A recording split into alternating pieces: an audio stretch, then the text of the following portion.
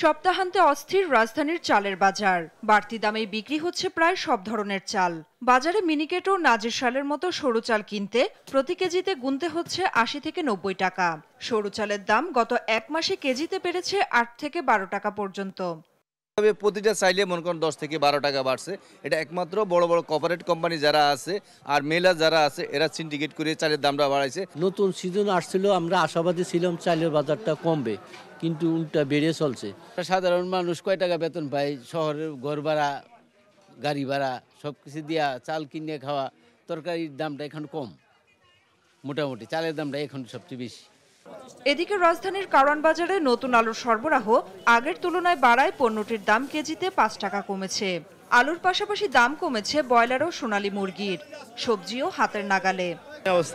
Broiler বেচতেছি ১৯০ আর ২০০, আর সোনালী বেচতেছি ৩৩০ টাকা অরিজিনালটা। এখন শীতকালে সবজি আসার কারণে অনেক সবজির দাম কম। সিমের দাম এখন ৪০ টাকা কেজি বিক্রি করতে আছে। এখন অ্যাভেলেবল সাপ্লাই আছে, প্রাইসও মোটামুটি মানুষ কিনতে পারতেছে। অন্যান্য নিত্যপণ্যের দাম নিয়ন্ত্রণে সরকারকে কার্যকর পদক্ষেপ নেওয়ার আহ্বান ক্রেতাদের। আর ডাল, তেল এগুলো সব বাড়তি। তেল যদি মাসে 2 বার বাড়ে, আমরা সাধারণ যারা জনগণ তারা তো আমরা ভোগান্তিতে আছি। বাজার তদারকি তো আমাদের ভোক্তা অধিদপ্তর যেটা করছে, আশা রাখি সেটার একটা ভালো রেজাল্ট আসবে তাড়াতাড়ি। হ্যাঁ, দ্রব্যমূল্য নিয়ন্ত্রণে নিয়মিত বাজার মনিটরিং এর দাবিও জানান তারা। নাফিয়া ফারজানা, দেশ টিভি, ঢাকা।